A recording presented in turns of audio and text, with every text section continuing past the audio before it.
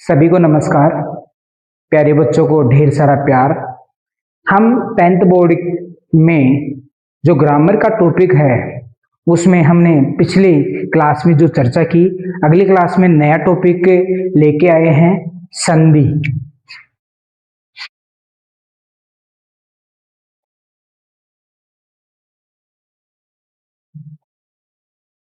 संधि, सबसे पहले हम संधि का प्रकृति पढ़ते हैं।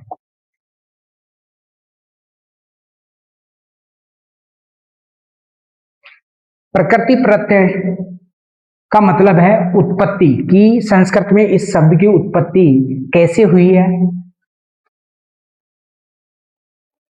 संस्कृत में शब्द बनाने के लिए उपसर्ग, धातु और प्रत्यय की आवश्यकता होती है। संधि में सम उपसर्ग है, ओरिजिनल दुधाई धातु है और प्रत्यय की प्रत्यय है। सम में सम शेष रहता है, दुधाई में डू, य और आ का लोप होकर द शेष रहता है, की में कै का लोप होकर ई शेष रहता है। हमारे पास सम ध ई शेष रहा।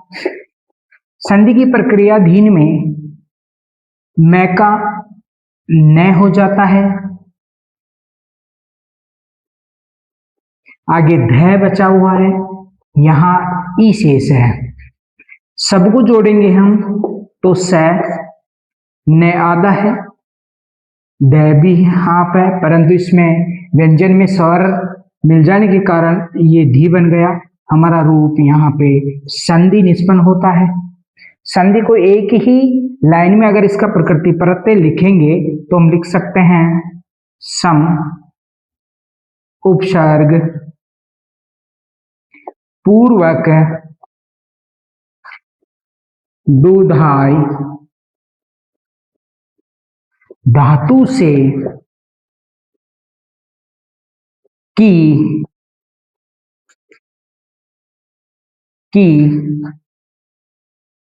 प्रत्यय करने पर संधि शब्द निष्पन्न होता है।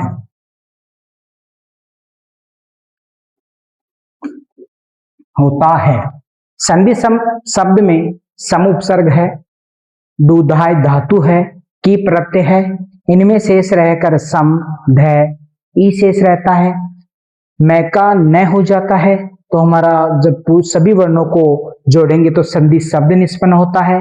एक ही लाइन में अगर हम इसको लिखना चाहें तो सम उपसर्ग पूर्वक दुधाई धातु से की प्रत्यय करने पर संधि शब्द निष्पन्न होता है।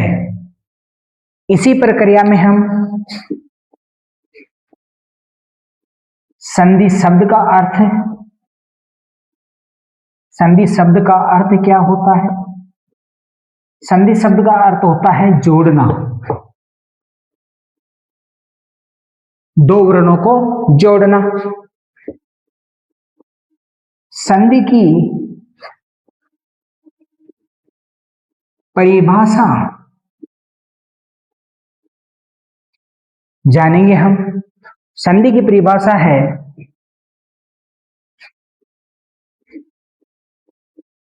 वर्णानाम परस्परम मेलनम इति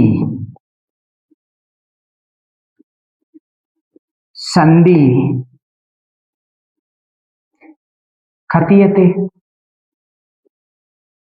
संधि की परिभाषा है वर्णानाम परस्पर मेलनम इति संधि कथ्यते।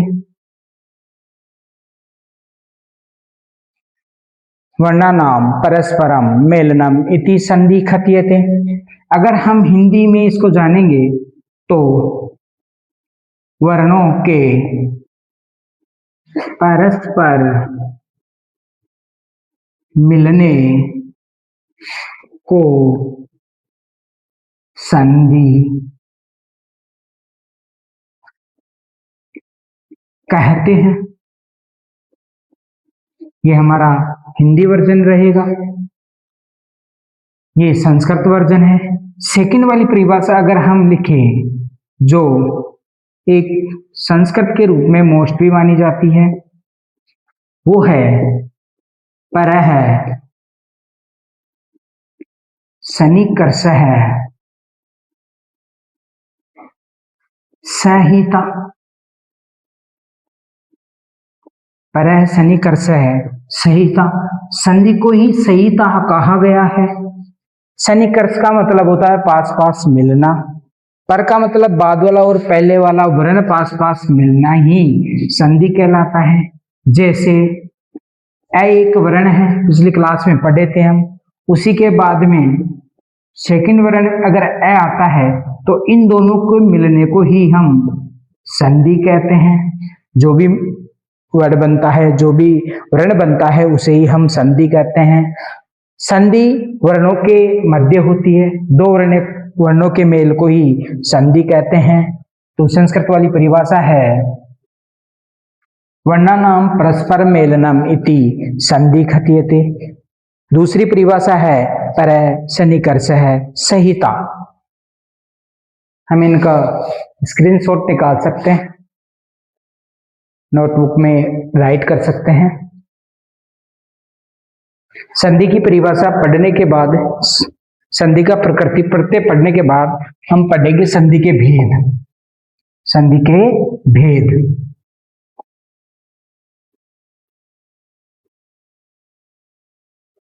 संधि को मुख्य रूप से 3 भागों में बांटा गया है।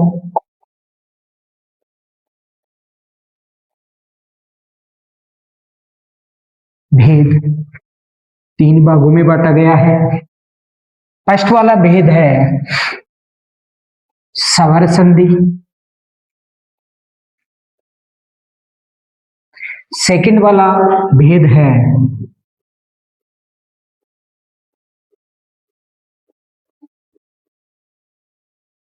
व्यंजन संधि, और थर्ड वाला भेद है विसर्ग संधि। स्वर संधि में हमें प्लस के पहले भी स्वर मिलेगा, प्लस के बाद में भी स्वर मिलेगा, उसे ही स्वर संधि कहेंगे, या 2 स्वरों के मिलने को ही हम स्वर संधि कहेंगे। व्यंजन संधि में प्लस के पहले व्यंजन मिलेगा, व्यंजन के बाद में आपको व्यंजन या स्वर मिलेगा, और इस व्यंजन के स्थान पे जो परिवर्तन होगा उसे ही व्यंजन संधि कहेंगे। विसर्ग संधि में प्लस के पहले विसर्ग मिलेगा, विसर्ग के बाद में आपको व्यंजन या स्वर मिलेंगे, और इस विसर्ग के स्थान पे जो परिवर्तन होगा उसे ही हम विसर्ग संधि कहेंगे। स्वर संधि में सबसे पहले हम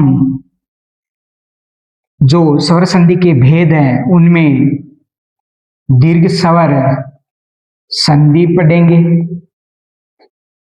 सीखेंगे। सेकंड वाला भेद पढ़ेंगे हम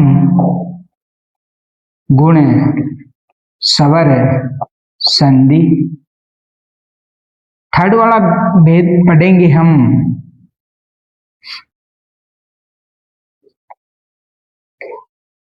वर्दी स्वर संधि। फोर्थ वाला पढ़ेंगे हम यण स्वर संधि। यण के बाद में हम पढ़ेंगे अयादि स्वर संधि। अयादि के बाद में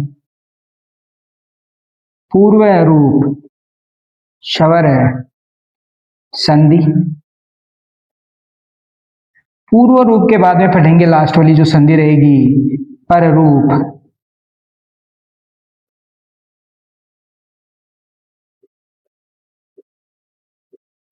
स्वर संधि, पररूप स्वर संधि। स्वर संधि में पहले वाली संधि रहने वाली है दीर्घ स्वर संधि, गुण स्वर संधि, वर्धी स्वर संधि, यण स्वर संधि, अयादि स्वर संधि, पूर्व रूप स्वर संधि, पररूप स्वर संधि। उसी प्रकार व्यंजन संधि में जो 10th क्लास का जो सिलेबस में जो संधियां हैं उसी को पढ़ेंगे। सबसे पहले इसमें पढ़ेंगे इष्टुत्व व्यंजन संधि। सेकंड वाली पढ़ेंगे हम इष्टुत्व व्यंजन संधि। इससे नेक्स्ट पढ़ेंगे हम जसत्व व्यंजन संधि। इसके बाद में हम पढ़ेंगे चरत्व व्यंजन संधि। इसके बाद में हम पढ़ेंगे अनुस्वार व्यंजन संधि।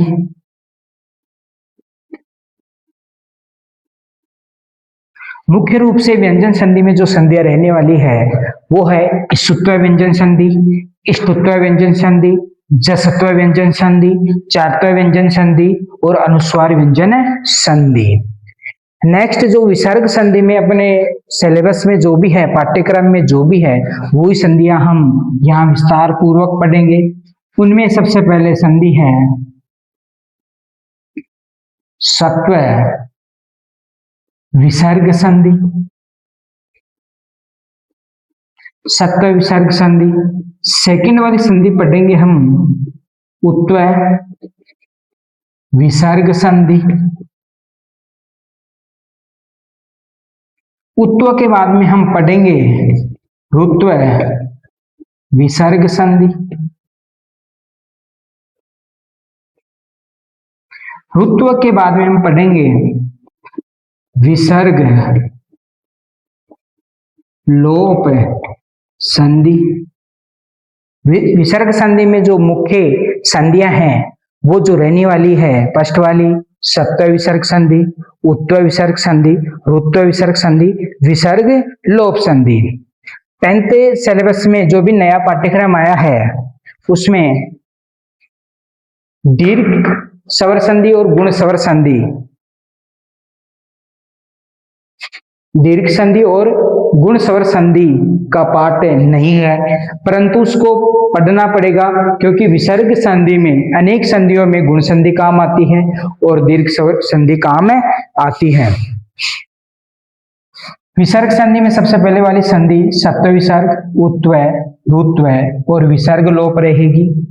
व्यंजन संधि में स्टार्ट करेंगे इष्टुत्व, जसत्व, चरत्व और अनुस्वार से।